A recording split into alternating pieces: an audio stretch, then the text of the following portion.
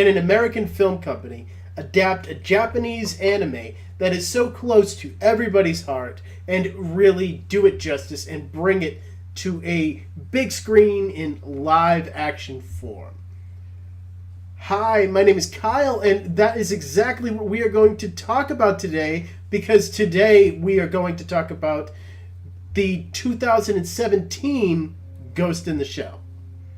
This stars Scarlett Johansson, and it was directed by Rupert Sanders. And right off the top, people, I am going to compare and contrast this with the 1995 anime Ghost in the Shell a lot, because this is trying to adapt that, so I can't help but compare it.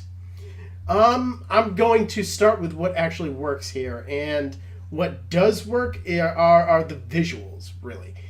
Everything that you see on screen, and I mean everything, is expertly crafted to look exactly like the 1995 anime. If you want to see a movie that kind of takes that Blade Runner aesthetic and really runs with it, hey, that 1995 Ghost in the Shell kind of looked like that, and this 2017 Ghost in the Shell really reminds me of that. And that is all good. This movie looks expertly crafted, and it takes a lot of influence from the 1995 Ghost in the Shell. So if you're looking for a straight up adaptation of the visuals that were in that movie, you're going to get it here, because that is what this definitely is. And it definitely does work, because, man, this is just a beautiful feat. Now, unfortunately, I know this is pretty early on in our review, but I'm going to get into what doesn't work here. And really, that is everything else. But I feel like it all stems from the same place, really. This movie suffers from a lack of direction.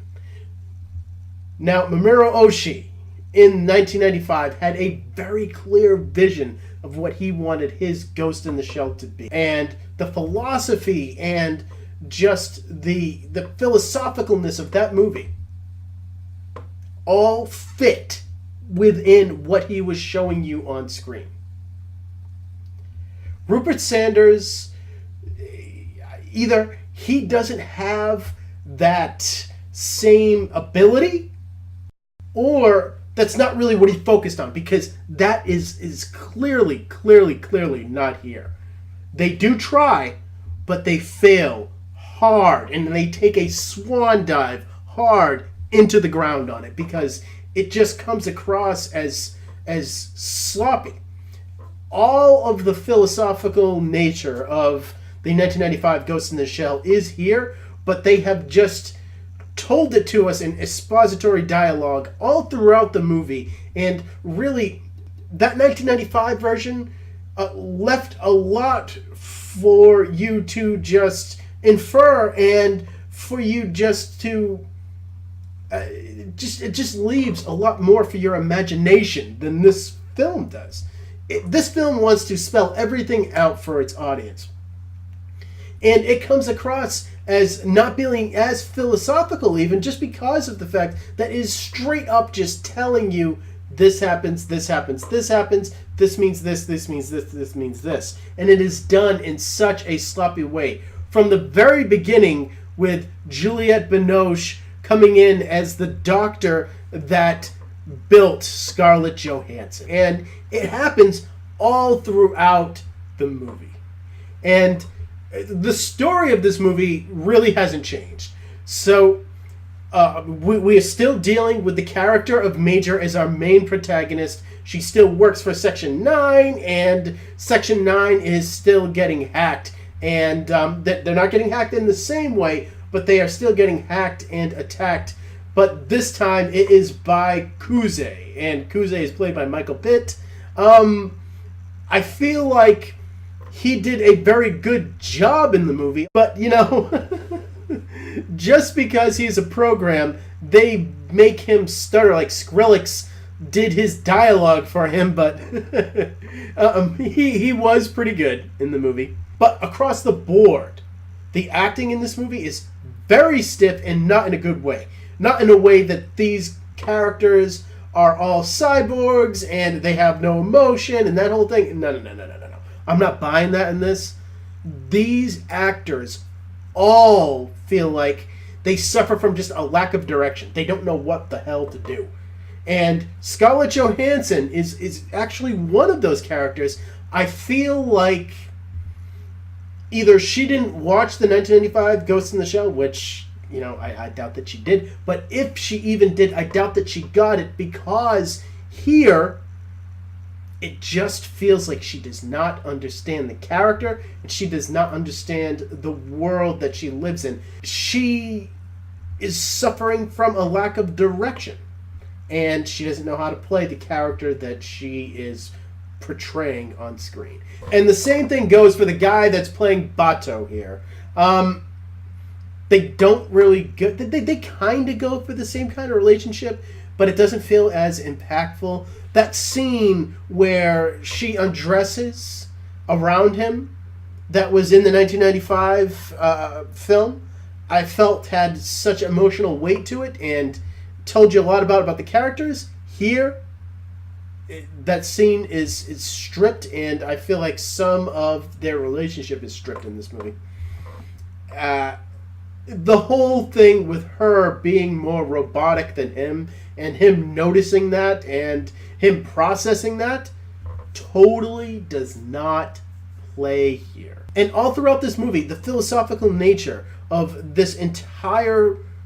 And all throughout this movie, the philosophical nature of that first Ghost in the Shell movie has been either excised here, or it is just, like I said before, told to you in expository dialogue, just for them to say, yeah, we told you about it, all right, here it is, it's in that area right there, okay, let's move on to what we really want to do.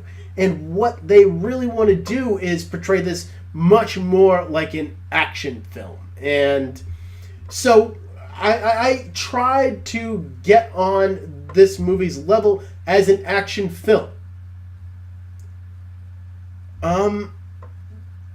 People, the action in this movie is just okay. It's fine. It's perfectly serviceable.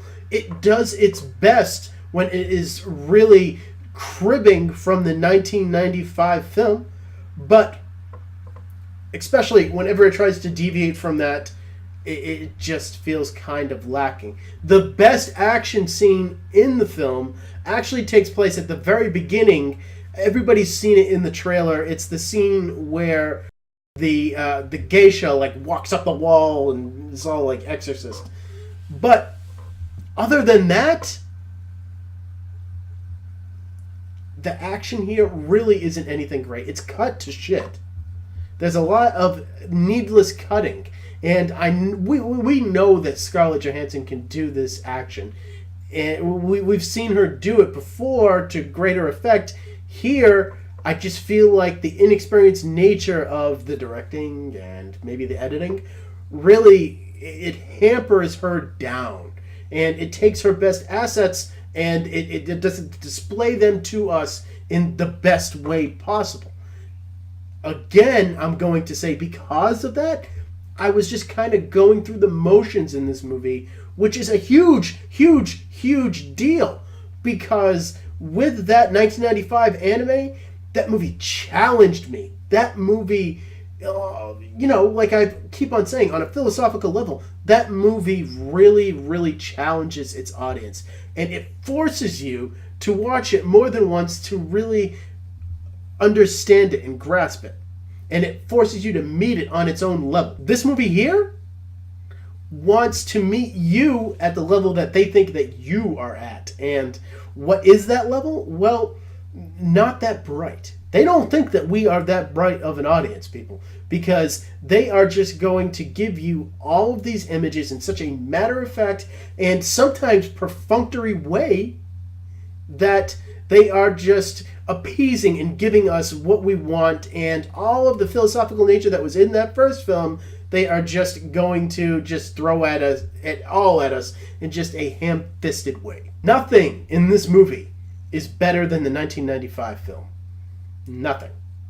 Even the visuals, you can get that in the 1995 film. And when people say, oh, you know what, this movie feels tired, this movie feels bored, this movie feels unoriginal, I get what they're saying to a certain degree. But I would blame it all not on this material just being old and from a 1995 anime that has been cribbed upon for years. It is because nothing here has the same emotion. Nothing here has the same la passion. Nothing of it does. Nothing. It is all just thrown at us in such a matter-of-fact way by this director here. He does not know how to handle this material. This is his second film. The first film was Snow White and the Huntsman, and I actually liked that film, but I do not like this one. And for that, and many reasons more that I can just talk about for hours, I'm going to have to give this movie a 3. Stay tuned, people, because I am going to get into the video quality of this movie and the best element of it.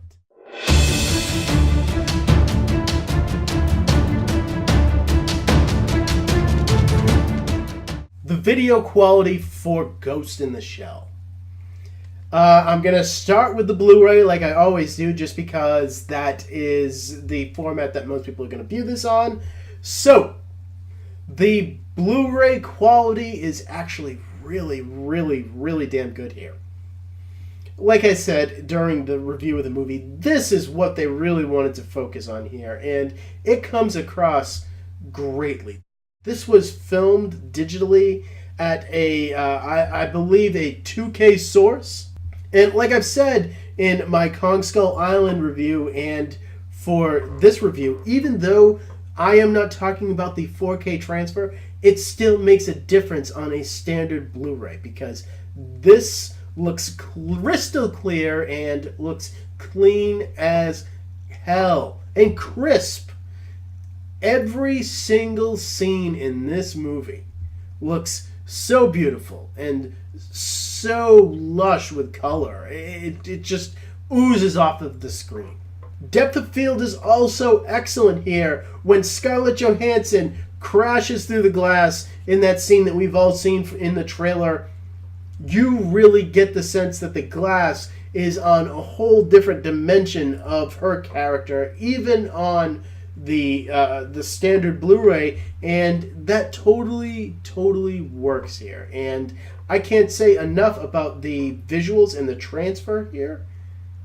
It is great, and really, if you are a strictly visual person that can appreciate something from a strictly visual standpoint, you will love this. And that is why, despite my venom for the film itself, I'm going to have to give the Blu-ray quality a 10 out of 10, just because this is reference quality material, people. And as for the 4K Blu-ray, guess what? It's the same thing, only better. You get to see such clarity and such detail in each character's faces and this whole entire world. And this is the real way to see this movie if you can. You know, the color palette here just pops off of the screen in such a lush and beautiful way because of the HDR settings that the 4K format allows. Man, let me tell you, this is a gorgeous looking movie. It's gorgeous. I can't deny the movie that. If you are going to like this movie, it is because of the visuals, not because of anything else. And because of that, you are going to want to see this on the best format possible. And this 4K format definitely ups the ante in ways that normally a normal 4K Blu-ray doesn't. And for that, I'm going to have to give this a 10 out of 10. Even though it is an up conversion from a 2K source, this is still really, really good, people. Next, I'm going to be getting into the audio quality, and I have some Dolby Atmos to discuss with you guys, and that is always fun as well.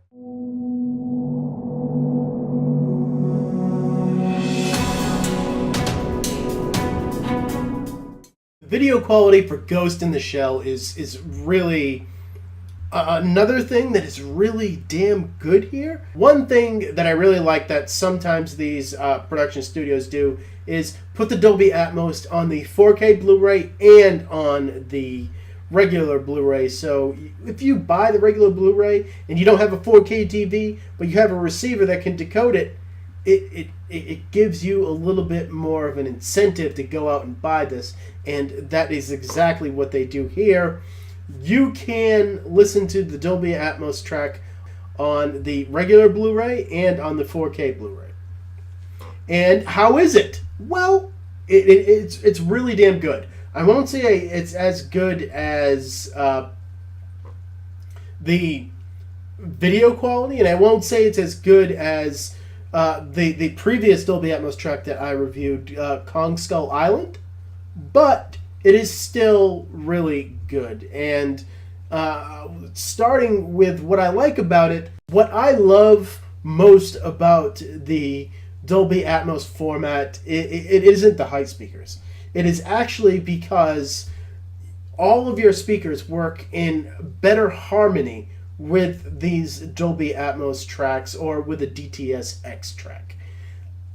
Really, this is a damn good mix. Your front speakers and your surrounds definitely help out the score of the film that isn't the same kind of tribal score that was in the 1995 Ghost in the Shell. This is a lot more kind of generic to me, but it still comes across pretty damn well, and that is because all of your speakers working together in perfect harmony, and you get the overall presence of this score with this Dolby Atmos track. Along when fight scenes come into play, when you get the Scarlett Johansson gung fu that they want to do with this film, all comes across perfectly well here. She'll shoot that gun and it'll just be from the left to the right to the back. All of it is perfectly well represented here. Unfortunately, there is one drawback to this, and it is something that I see in some Dolby Atmos tracks. I doubt that when they went into this film, they said, I want to mix this in Dolby Atmos, because it definitely shows a lot of what goes on in the height speakers. It's your score, and it isn't a lot of action.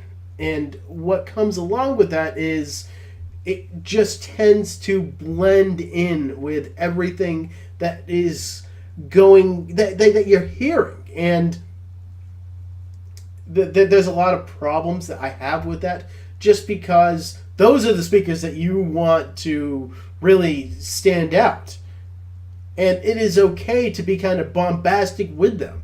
But here, since they want to focus so heavily on the score with your height speakers, it just doesn't come across. And they really do blend in with everything else that you are hearing. And I didn't really get a lot out of my height speakers, and that is kind of a little nitpick, but that's a little problem. I can't give you a 10 out of 10 for that. I'll have to give it a 9, and that is okay, because this is still a very dynamic, very good score that packs a punch, but the height speakers bring it down to a 9, and there's just nothing I can do about that. But next, we actually have some special features for this movie. Thank you. Because the Blu-ray that comes with the anime Ghost in the Shell doesn't have any special features at all. And I will definitely be talking about the special features here coming up next.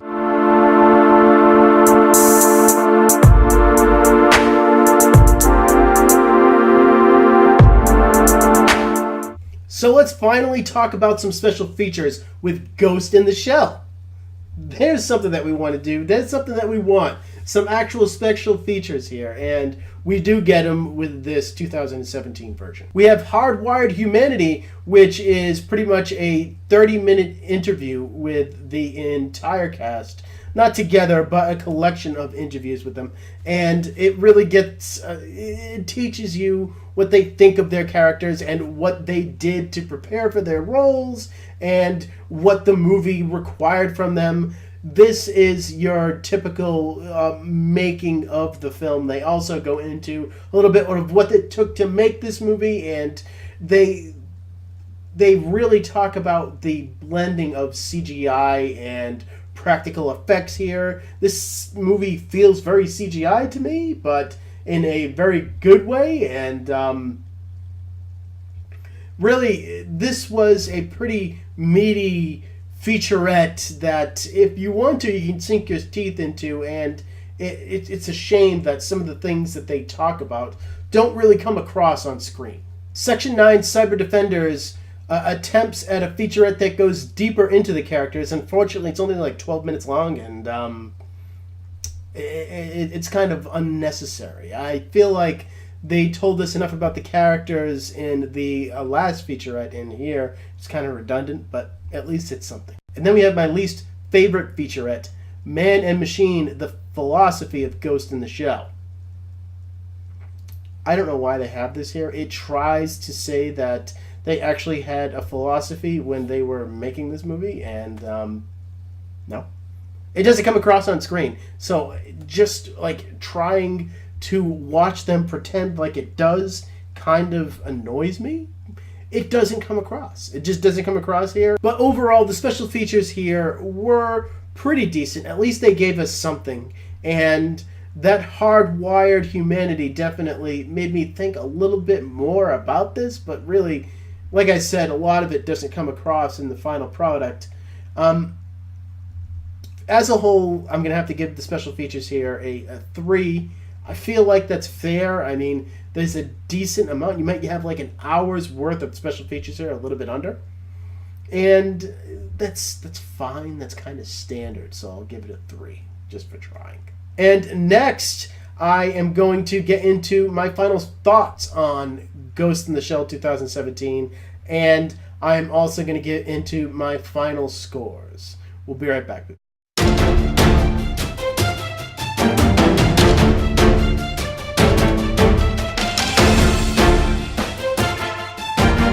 Ghost in the Shell is a pretty hollow movie. It doesn't have a lot of depth. And I realize that there is a coldness that is going to come with this story just because of how cyborg all of our characters are, but that doesn't mean that I should be bored, and that doesn't mean that I shouldn't find these characters interesting, because I don't. And that's a big, big problem. And this world is less interesting here, but that's not because this story has been told so many other times. It is just because of the way that it is just slapped together and presented to you here. It's careless, and I have a hard time getting past that. There is not one character here that is better than the 1995 original anime, and I have a hard time telling you, oh, you know what? You should watch Ghost in the Shell, the live action version, just for this alone. Or some reason to watch this version of this movie, because really, besides the visuals, and that only takes you so far, there really isn't. The whitewashing here that people are complaining about is really a non-issue, with the exception of the excuse that they give it at the end of this movie that it's kind of insulting. If I felt the need to be insulted by it, I feel like, if you are insulted by it, I understand. But that is literally the last 10 minutes of this movie where that all comes into play, and you're kind of just like, what? Man, this is not a good movie, people. It's not. And it's not the action vehicle that Scarlett Johansson deserves. We've seen her do good action in the Marvel films as Scarlet Widow, and I want her to be presented with another vehicle that could showcase her more, but time and time again, she falls short on it. As for my ratings on both discs, they both got the exact same rating here, and that is because they are both equally as good as its counterpart. It's great to visually look at this film, and the Blu-ray and 4K copy, they're really good representations of what this world is supposed to be. Along with the audio here, this is a Dolby Atmos track, and it is a very immersive track, and that is on both the Blu-ray and the 4K copy. There are very little differences between the two, just with what they offer, and for that I will give both of them a 25 out of 40. The quality of the movie and the special features hurt the overall score of this disc a lot, and that's just kind of how our scoring system goes. I thank you for watching my videos so early on. You guys are great, and I will see all of you next time.